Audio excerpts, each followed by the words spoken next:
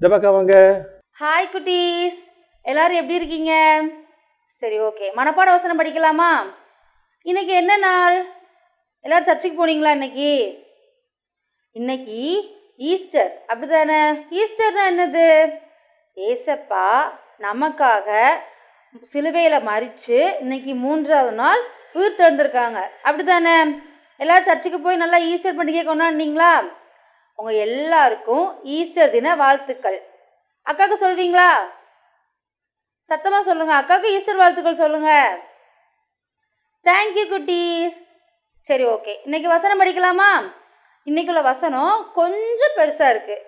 அக்கா ஒரு தடவை வாசித்து காமிக்கிறேன், அப்புறம் நீங்கள் என் கூட சேர்ந்து சொல்லுங்க, ஓகேவா? வசனம் சொல்லணும்னா எப்படி இருக்கணும்? ரெடி ஆயிட்டீங்களா எல்லாரும்? கையில் பேப்பர் பென்லாம் எடுத்துட்டீங்களா?